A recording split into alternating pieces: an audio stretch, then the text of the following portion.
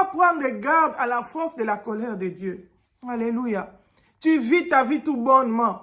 Tu dis à moi, ça va bien. Chez moi, ça va bien. Tout va bien. Je n'ai rien à cirer de vos histoires-là. Il y a même des gens qui disent, ah, vous allez prier parce que vous êtes dans la souffrance, la pauvreté et tout cela. Moi, je n'ai pas le temps. Bien-aimé, la Bible dit, souviens-toi de ton Créateur. Avant qu'il t'appelle en jugement. Ecclésiaste nous dit, hein, jeunes gens, réjouis-toi, livre ton cœur selon le plaisir de ton cœur. Livre ton corps selon le plaisir de ton cœur.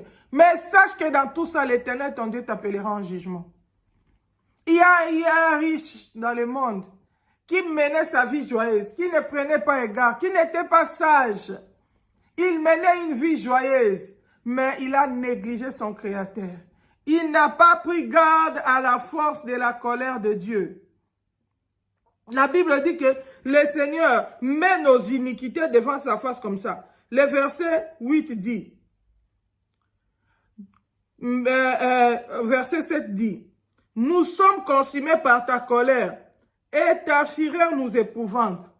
Tu mets devant toi nos iniquités, à la lumière de ta face, nos fautes cachées. » Dieu met devant lui nos iniquités. L'homme passe devant le scanner de Dieu. Il met devant lui nos iniquités. Et à la lumière de sa face, nos fautes cachées. Bien-aimé, tu peux paraître saint devant les gens, mais tu as tes fautes cachées. Mais tes fautes cachées là, devant le Seigneur, il met ça à la lumière de la face. À la lumière de sa face. Et à la lumière de ta face, nos fautes cachées.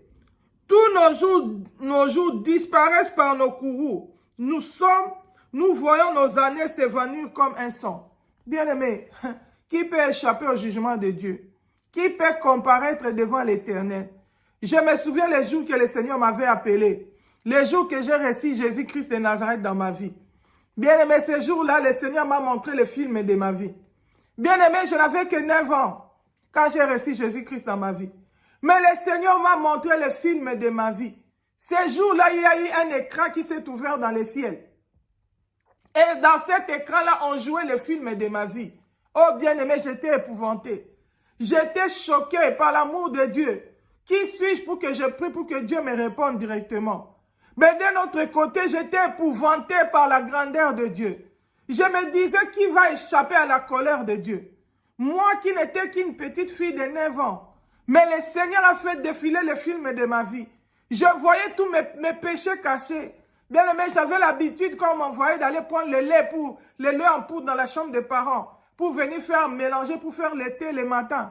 Je prenais un peu, je volais un peu pour moi. Je mettais dans ma bouche, bien aimé. Mais quand les hommes ne me voyaient pas, parce que j'étais dans la chambre de mes parents, c'était fermé. Dieu me voyait dans les secrets. Bien aimé, quand je prenais ça, je ne voyais pas de caméra. J'ai regardé bien, il n'y avait personne. J'avais ouvert la chambre, je suis entré, je me suis servi et je suis sorti. Mais Dieu me voyait. Le jour où j'ai donné ma vie à Jésus, quand j'ai prié, j'ai dit, Seigneur, s'il te plaît, s'il y a des péchés que j'ai eu à commettre dans ma vie et que je n'ai jamais demandé pardon, révèle-moi, Seigneur. Parce que la parole dit que celui qui casse ses transgressions ne prospère pas. Mais celui qui les avoue et les délaisse obtient miséricorde. Bien aimé, c'était le thème de la prédication qu'on nous avait prêché ces jours-là. Quand j'ai prié, le Seigneur a entendu ma voix. Le Seigneur m'a répondu. Et directement, il y a eu dans le ciel un écran qui s'est ouvert. Et dans cet écran-là, on commençait à jouer le film de ma vie. J'ai vu mes péchés de 9 ans. Bien aimé, j'ai pleuré mes péchés. C'est ce jour-là que je me suis repenti. C'est ce jour-là que la crainte de Dieu est entrée dans mon cœur. J'ai dit non, l'Éternel est terrible. Qui peut résister devant les jugements de Dieu?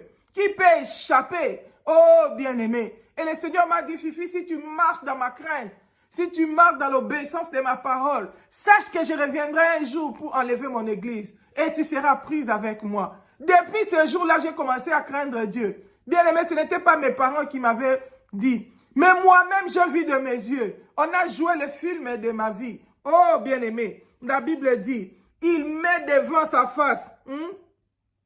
Il met, verset 8, Psaume 90, verset 8, la Bible dit, tu mets devant toi nos iniquités et à la lumière de ta face nos fautes cachées. Bien-aimé, qui va échapper devant le Seigneur? Les jours de nos années s'élèvent et nous voyons nos années s'évanouir comme un son. Aujourd'hui, peut-être tu es en bonne santé. D'autres personnes disent, j'attends d'abord qu'on va me diagnostiquer un cancer et puis je vais commencer à prier. Je vais un peu jour de la vie. Bien aimé, quand le coronavirus a frappé ici, même les gens qui étaient en bonne santé sont partis. Oh, bien aimé. La Bible dit que nos cœurs soient sages. Celui qui est sage, c'est celui qui sait compter le nombre de ses années. Bien aimé, le problème avec le nombre des années, tu ne connais pas le nombre des années que le Seigneur a imparti pour toi. La Bible nous montre la parabole d'un homme. La Bible dit ce jour-là, ses champs avaient rapporté beaucoup. Le fruit de ce travail, il avait eu beaucoup de moissons, beaucoup d'argent. Mais qu'est-ce qui s'est passé après? La Bible déclare que ce monsieur a dit, j'ai amassé beaucoup de trésors pour mon âme. Je vais dire à mon âme, tu vas te reposer jusqu'à la fin de tes temps. Parce que j'ai assez de nourriture. Qu'est-ce que je vais faire? Je vais agrandir mes greniers. Je vais amasser la nourriture et je vais me reposer. Dieu lui a dit, malheur à toi. Parce que cette nuit même, je te redemanderai ton âme.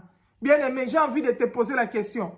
Quel est le nombre d'années que le Seigneur t'a imparti sur la terre des hommes? Est-ce que tu sais le nombre d'années que le Seigneur a prévu pour toi?